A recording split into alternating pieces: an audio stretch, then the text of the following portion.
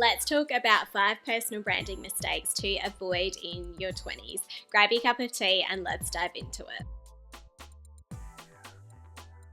To sum up my professional personal brand when I was in my 20s, I was the marketing manager for an iconic brand in South Australia. I worked in fashion for fun on the weekends, and I had 3 post-high school formal qualifications.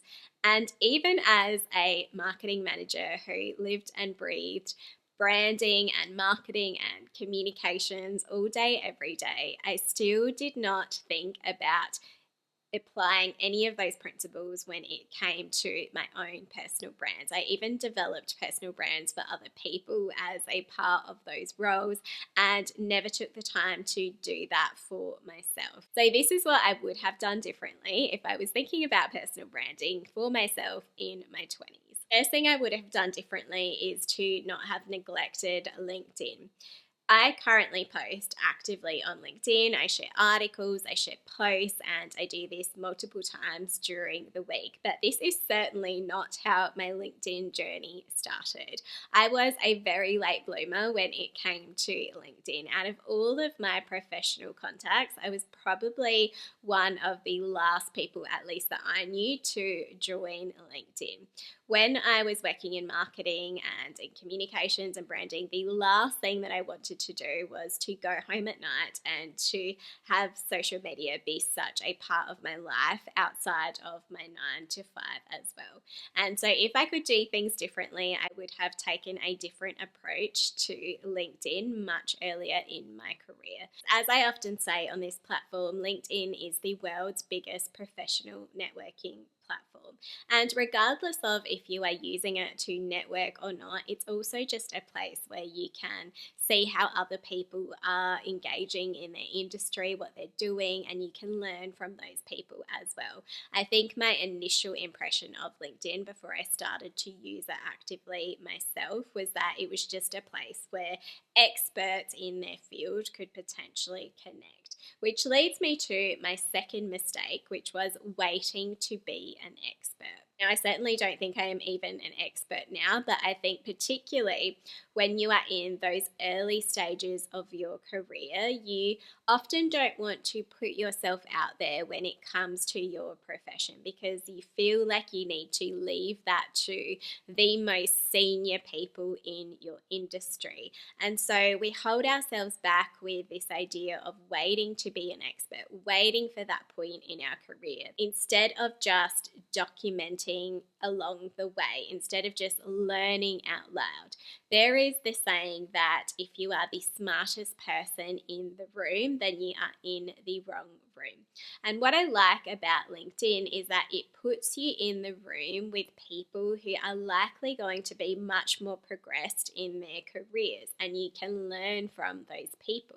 It puts you in that room at whatever point you decide to, instead of waiting for that level of your career where you think one day you might have the worthiness to be able to be in those circles. It allows you to connect with people without having to wait for that moment. And some of these people might be the biggest people in your industry on the world stage, because you don't have to exchange invitations and have your invite accepted with those people. You can access their content regardless of if they actually connect with you back or if you follow them. It just allows you to open up your frame of reference a little bit more to wherever you are currently located or your current network. So try and forget about this idea of having to wait to be an expert, because the real experts won't actually call themselves the experts. You will just know when they are an expert in that space, and they are the people that you should be trying to be a student of.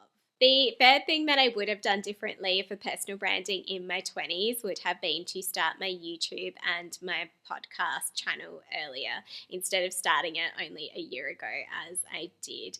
And I would love to say that I was one of those people that always wanted to have a YouTube channel or a podcast, and it was my limiting beliefs that held me back from doing that earlier. But I actually think, in my view, it was something that was potentially worse than having limiting beliefs. It was actually limited thinking. I didn't actually even have it on my radar to even entertain or consider the idea of having a YouTube channel or a podcast. I actually remember even in my early 30s being in a course and it getting to a point in the course where they started to talk about having a podcast and some of the reasons to have one and the technical elements of it. And I thought after a long week of really intensive learning that was a part of this course that would be the best time for me to just take a mental break and to tune out from that conversation. And I only remember tuning back in to say to myself, there is no way that I'm ever going to have a podcast or a YouTube channel. And I am now 80 plus episodes into my podcast and my YouTube channel. And I talk about podcasting and having a YouTube channel so much on this channel because I do understand that feeling of just completely ignoring the opportunities that are available in that space. And so I hope that eventually, if you are a professional who maybe hasn't considered this, or you are considering it but you just haven't taken that leap, that it just reminds you that it is better to have just started doing that thing than to look back in 10 years from now and to want to do that thing and wish that you had started 10 years earlier. And when it comes to your professional personal brand, this isn't even about the level of success that you see on your channels. It's not about the number of followers or subscribers or how much you are able to commercialize your channel. It's about the credibility that this can give your professional personal brand. So as I've talked about on this channel before, it just shows the depth of your knowledge. It shows your passion for your industry. It shows your ability to have clarity of thought and to work through your arguments for a particular idea. And I think no matter what success you see on your channel, that your channel can be treated as a portfolio for your professional personal brand. So it might be something that you can link to when it comes to some of your other touch points for your professional personal brand. The fourth thing that I would have done differently for my professional personal brand in my 20s would be rethinking degrees. Now, I have 3 post-high school qualifications, as I mentioned, and I don't want to say that I regret any of them because I just don't believe in regrets. I think everything happens for a reason, and you definitely do get something out of every experience that you have. But I think what my problem was in my 20s was that I was so hyper-focused on formal education when I wish that I was just diversifying some of that thinking more. I only got into prolific reading later in my 20s, for example, which is more self-directed learning for your professional development. And as I mentioned, I didn't even have YouTube or a podcast on my radar.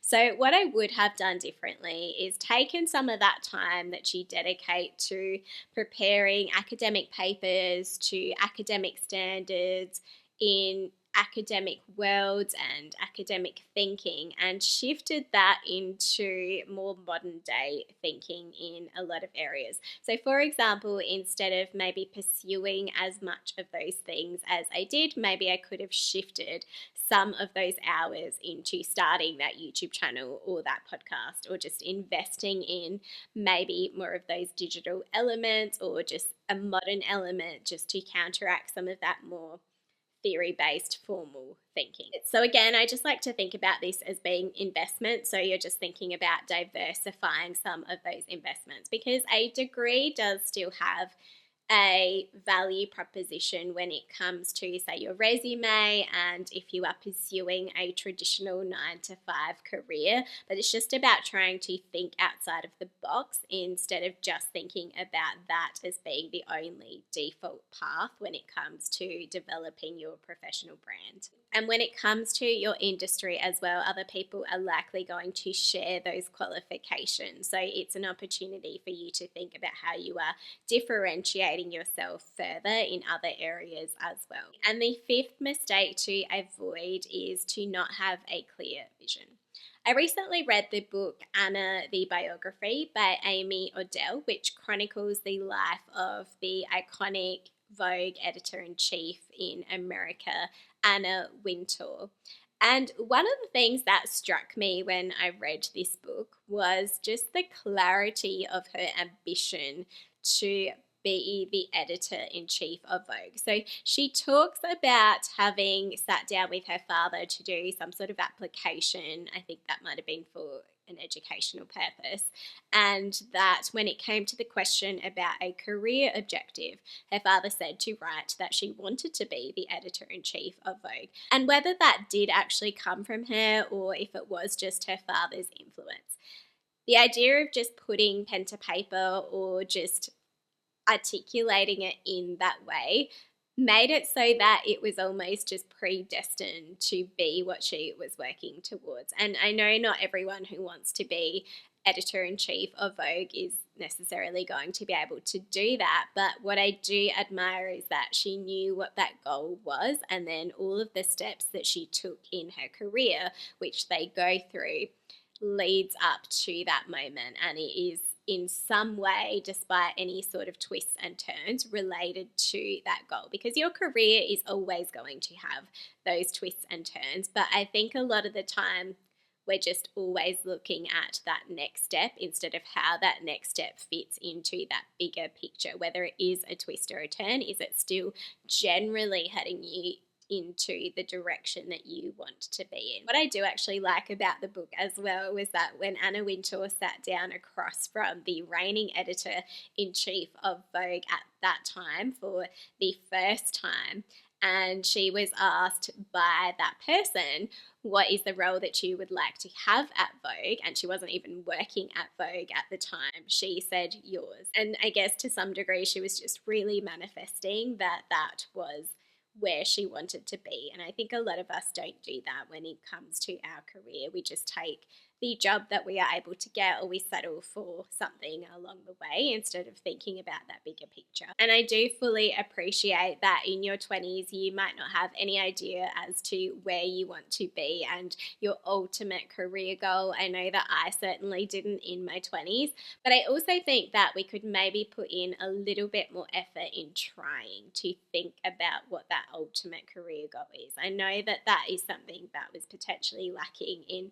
my early education, and it was not something that was really pushed really strongly upon us to think about that bigger vision.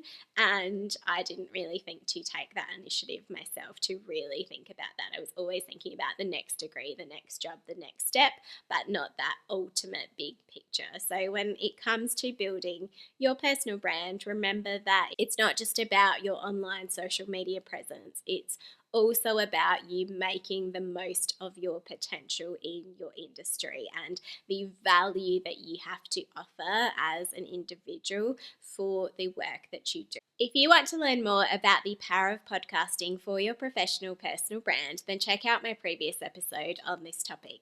Thanks so much, and I'll see you in the next episode.